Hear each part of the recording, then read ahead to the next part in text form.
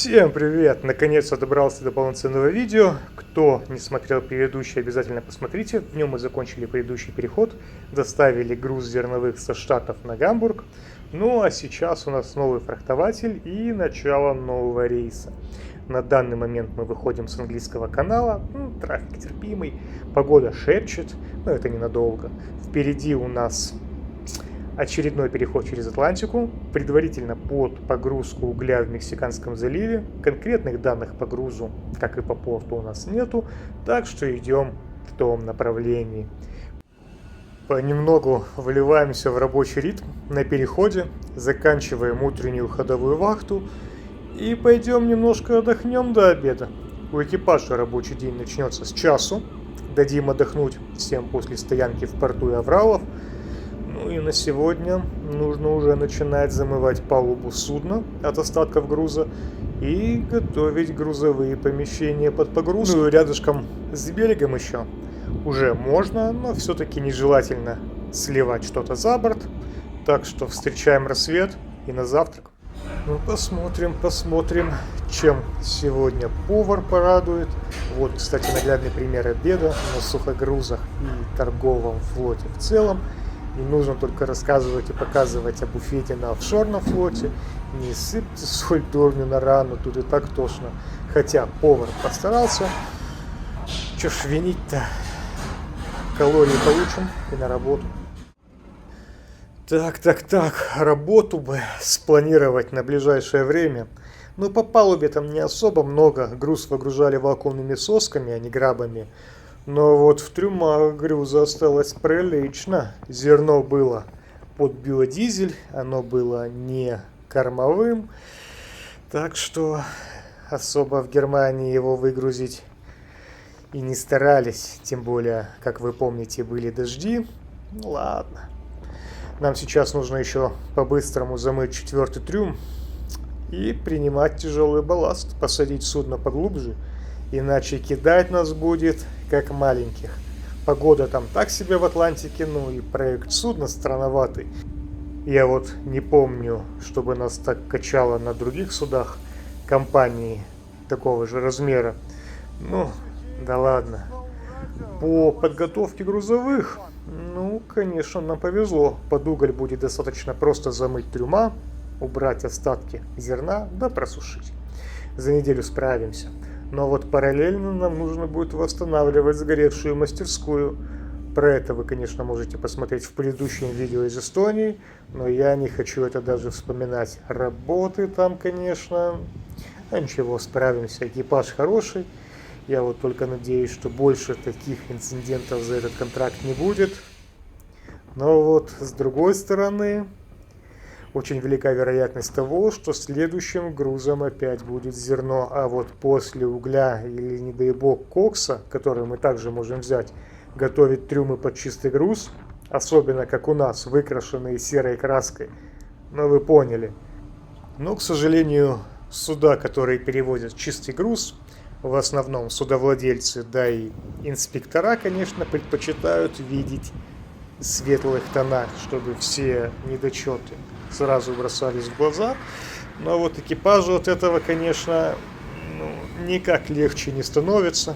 Ну, одно вот радует, что в порту выгрузки я домой, а второй помощник, который с повышением в должности меня здесь заменит, становится все грустнее и грустнее. Ну, в принципе, вот и все. 2 дня отдохнули и хватит, пошла болтаночка. Ну, о чем я и говорил, вроде как и волна небольшая, но угол неудачный, и само по себе судно очень высокое, если не ошибаюсь, оно метров на 5 выше остальных в компании, но я имею в виду от киля до верхней точки главной мачты. Так, на микрофон, кстати, другой приходится писать, скажите в комментариях, как звук, потому что очень ветрено, постоянно шумы, приходится это все глушить. А вот давайте посмотрим немножко на карту. Прошли мы, значит, Бискайский залив, выходим уже в Атлантический океан со всеми вытекающими. Ну вот, как говорится, дальше больше. Пошла жара. Помню, как-то спрашивали в комментариях, как же вы выживаете в качку. Ко всему привыкаешь, но одно дело шторм, когда несколько дней закладывает по 15-20 градусов, никаких работ по палубе, вы просто выживаете. Ну, другое вот дело, когда вот такая болтанка на протяжении недель с рутинной каждодневной работой без адекватного сна и отдыха. Филиппинцы, к примеру, любят в каютах гамаки развешивать, они-то у нас ребята привыкшие.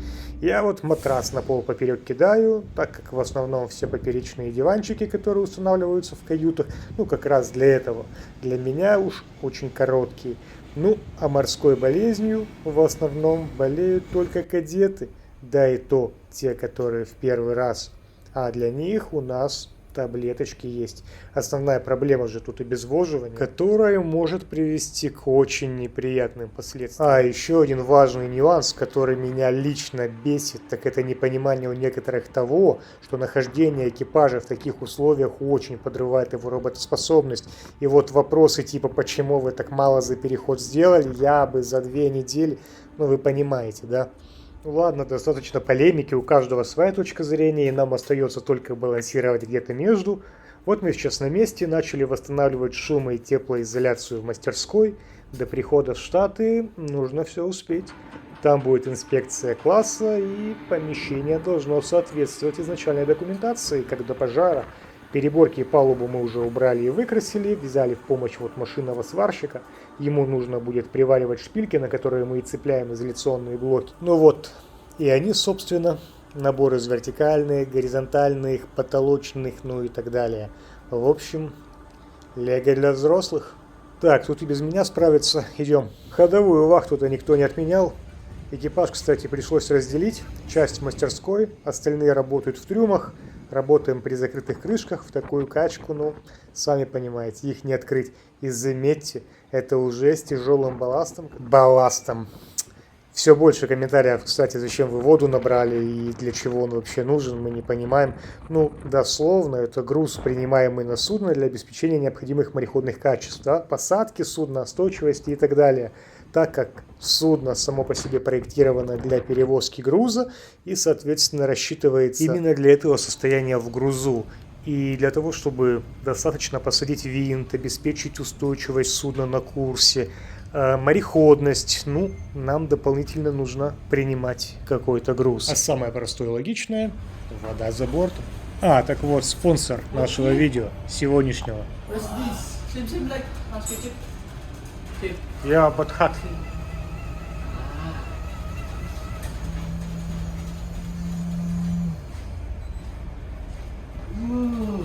You may put the marshmallow. Put the marshmallow. Put the marshmallow. Don't forget the marshmallow. Other side. Помните-то из прошлого видео чудо-машину, которую нам прислал владелец судна, автомат по приготовлению горячего шоколада, он там является одним из учредителей. Так вот, чтобы было не скучно на вахте, занимался установкой, вроде справился, работает, не совсем уж рукожоп. Ребята снесли вниз питьевой фонтанчик, который раньше стоял на этом месте. Ну, посмотрим, надолго ли его хватит. Заценим. Запаса-то концентрата и зефира как раз до конца моего контракта. Пусть сердечко немножко отдохнет от кофе. Попил какаву.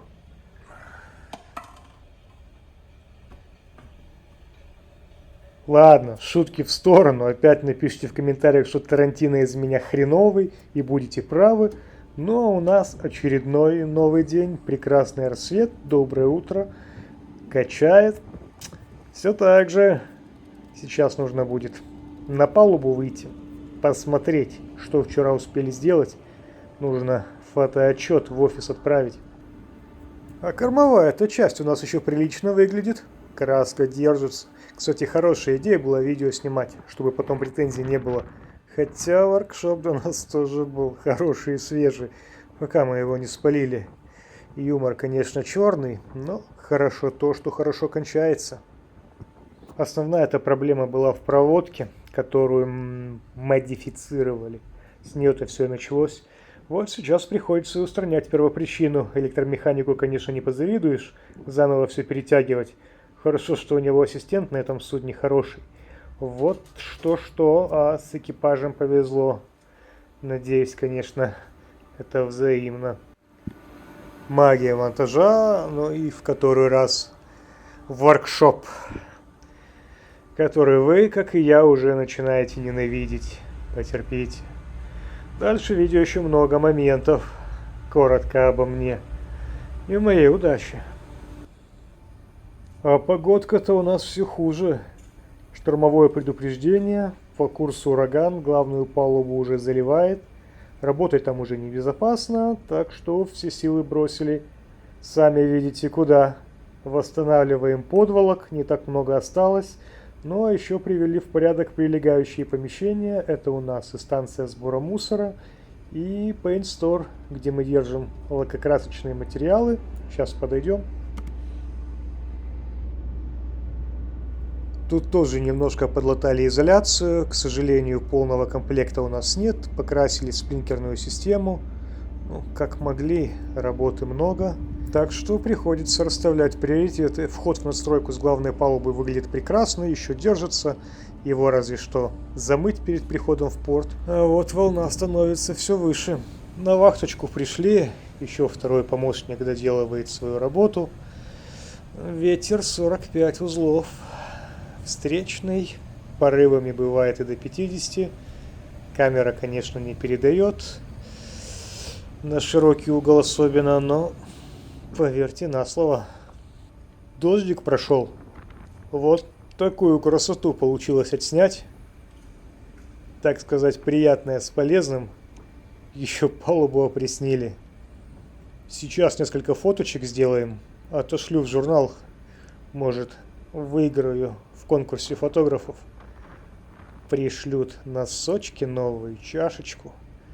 Хочу. Раньше, помню, айпады дарили, ручки Паркер. Эх, времена. Куда же вы прошли так быстро? Ну вот и все. Наконец-то мы закончили с мастерской. Полностью восстановили, покрасили, заменили проводку. Лучше, чем было. Уже можно сдавать комнату туристам на летний сезон. Уже начинаем ее обживать, сносить инструменты.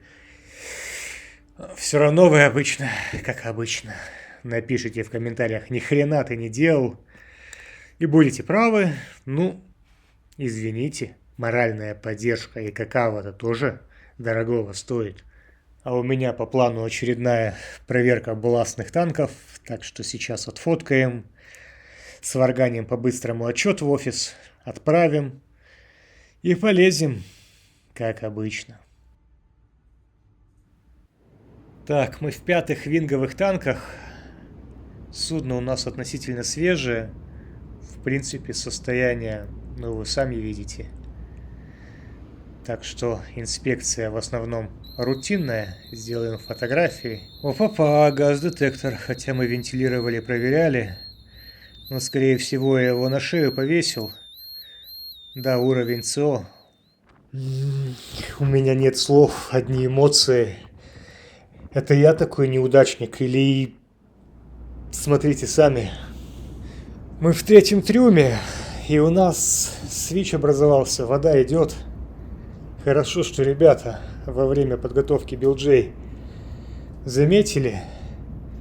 Вот только непонятно, идет она с верхнего балластного танка, в котором вода, либо с соседнего 4-го трюма.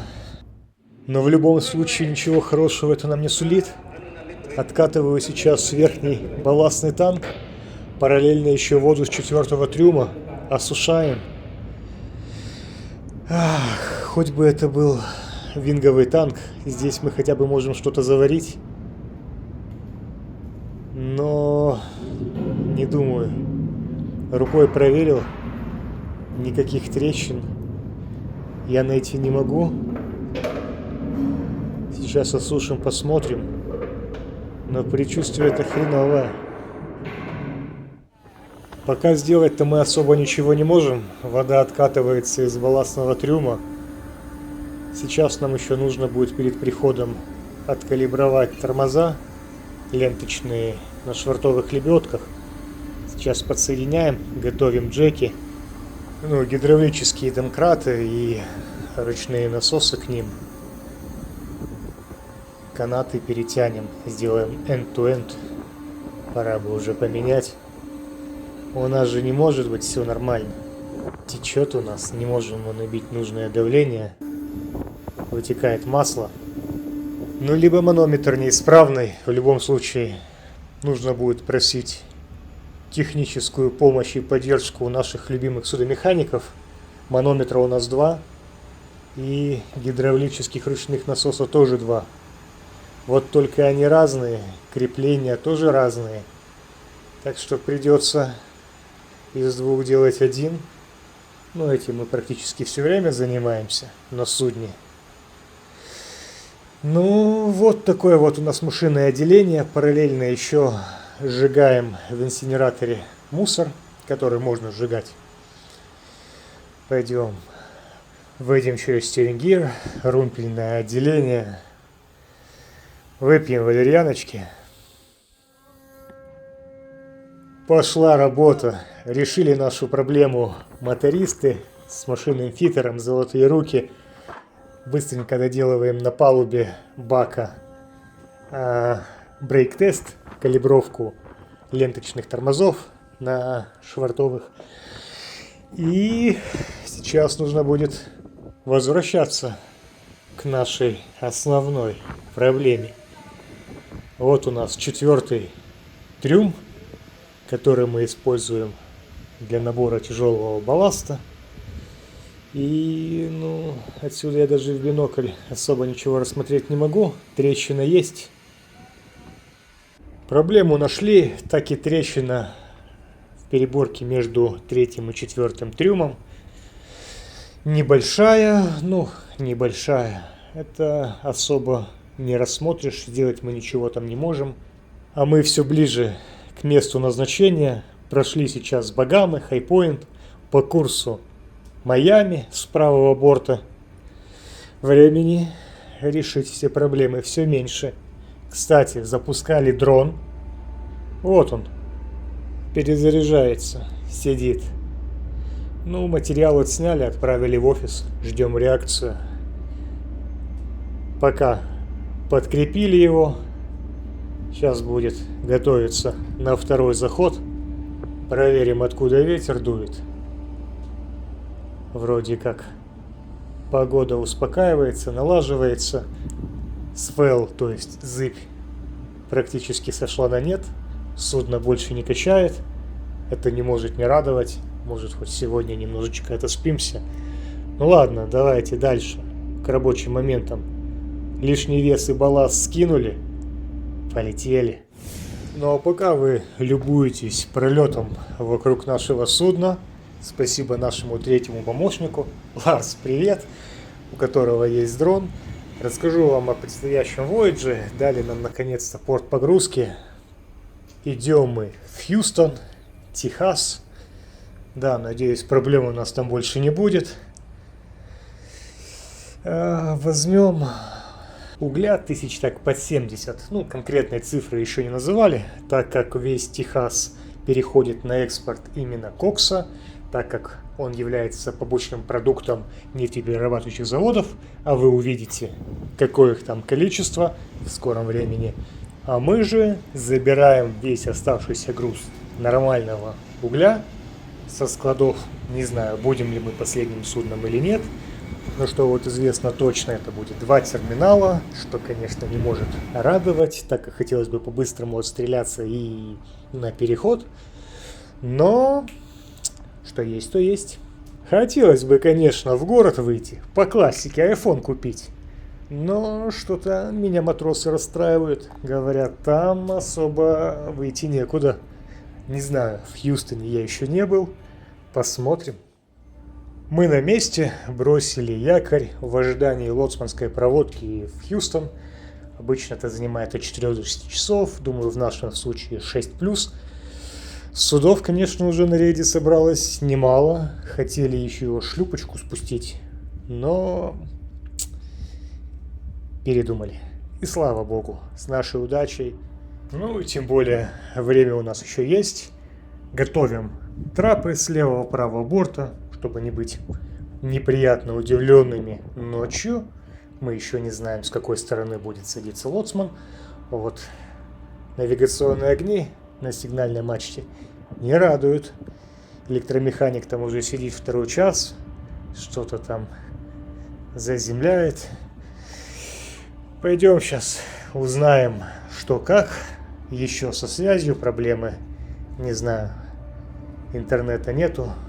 Спутник не ловит. Вот такое у нас помещение. Тут находится у нас судовой сервер и радиооборудование. Поднимаемся на навигационную палубу Monkey Deck. Ну, рейтинги еще чистенькие. Вот палубу бы освежить не помешало. Говорит, скоро закончит. Уже закрывает плафоны. Ну, надеемся, завтра будет без сюрпризов. Там, где тут его правая рука, наш любимый ассистент электромеханика. Привет, и... Идем дальше. Главное это сильно не шуметь, не топать. Каюта мастера под нами, он отдыхает. Ночь предстоит долгая. Все видео-то терпел, но сейчас-то момент, подходящий во время захода в порт. Если видео понравилось, было интересным, подпишись, если этого еще не сделал, оцени, если понравилось, и напиши комментарий, обязательно ставлю. Именно ваша поддержка мотивирует снимать и монтировать дальше. Давайте будем на связи. И как говорят у нас в Одессе, не надо делать мне нервы, их есть кому портить. Ну и здесь могла бы быть реклама вашего казино, но, к моему превеликому сожалению, вы за нее не заплатили, так что возвращаемся дальше к нашему сюжету. Мы уже практически пришвартовались. Обстановочка, конечно, вокруг во время прохода интересная. Лоцман сегодня даже пошутил, говорит, капитан, говорит, смотри, welcome to hell. Вокруг просто нереальное количество нефтедобывающих, перерабатывающих и других заводов, вспышки света, оранжевое зарево. Сейчас-то уже, конечно, днем не видно. Заметили, как плавно ночная швартовочка перетекает в рабочий день. Поспать так и не удалось. С утра был драфт-сюрвей, хотя по сути грузят нас по short scale, то есть финальное количество груза будет предоставлено терминалом. Пока еще не начали, видать, пересменка. У них-то, у белых людей, нормальное рабочее время. Ну, главное пойти позавтракать, кофейку бахнуть, и можно продолжать. Начали. Погрузка у нас очень быстрая. Кидают от 4 до 6 тысяч тонн в час. Так что часиков через 8, если не будет остановок, а они, думаю, будут, нас закончат. Вот терминал новый, только причал торцевой, речной, проходной. Мимо постоянно проносятся суда на полной скорости. Ну и судно, ласточка-то наша, отходит немного от причала. Грозятся постоянно остановить погрузку, а в Соединенных Штатах Америки-то простой за наш счет. Ну да ладно, не будем о грустном и прошлом. Погрузили мы часть груза. Сейчас будем отходить на соседний терминал, на котором мы возьмем оставшиеся 30 тысяч тонн. И, кстати, на таймлапсе, заметьте, хорошо видно количество нефтеперерабатывающих заводов, нефтяных и газовых терминалов, так же как и судов. Немеренное количество, я даже боюсь представить, грузооборот в год, но явно экономика у них работает не так плохо, как некоторым бы хотелось. Выйдем на крыло. Очередная швартовка, которая вам уже давно не интересна. Покажу ее просто вскользь. Тут вот единственное, что радует, что терминал все-таки тупиковый, и таких проблем со швартовыми канатами, чтобы удержать судно у причала, у нас, надеюсь, все же не будет. Хотя течение меняется, может о себе тоже дать знать. Довольно старенькие перегружатели, но, говорят, свои 4000 тонн в час они выдадут. Так что задерживаться мы здесь тоже явно надолго не будем. Кстати, филиппинцы, посмотрите, таки были правы. Вокруг явно Walmart и Apple Store не наблюдается. Так что будем сидеть на попе ровно и, пользуясь случаем, передавать знания и навыки нашему сменщику. Со мной вот ходит по причалу. Сделаем очередной драфт-сюрвей и будем ждать начала погрузки. Да ну нет, ну хватит. Ну, скажите мне, что со мной не так? Вот я просто записываю контракт. Это один переход с таким количеством проблем. Вот буквально 5 минут назад прозвучал взрыв. Вот вам результат. Газовый терминал, вернее, chemical, то есть я не знаю, что там грузили. Там рядом стоит судно с цистернами, полугруженное. Перекрыли канал, патрульный бот стоит. Остановили погрузку. На терминале какой-то митинг. Вызвали, сказали, что скоро к нам придут для разъяснения ситуации. Вон языки пламени. Пожар только разгорается. Хорошо, хоть ветер в другую сторону, не на нас. Не знаю, что там. Нет, ну радостного мало. Я вам хочу сказать. Капитан на мосту. Сейчас будут вынимать погрузчик. Закрываем крышки и, наверное, будем готовить судно к отходу. Ждем пока инструкции. Вон там митинг. Приехала куча машин. Не знаю. Ждем инструкций. Сами-то мы отсюда не выйдем без лоцмана. В любом случае нужно будет ждать кого-то. В общем, закончили мы погрузку. Многого я не записывал. Запретили. Попросили не снимать, не выставлять. Это конфиденциальная информация. Не знаю, как там все закончилось. Вроде как все потушили. Правда, мы не узнаем. Будем надеяться на лучшее и фокусироваться на наших текущих задачах. Закончили. Отправляемся. Все хорошо, живы, здоровы. Встретил здесь сюрвейера, между прочим, турка. Первый раз приехал на судно, говорит, я ваш буду сюрвейер. Прошу любить и жаловать. И говорит, пончики любите? Я говорю, ну, кто ж пончики-то не любит? Он говорит, ну ладно, молодцы.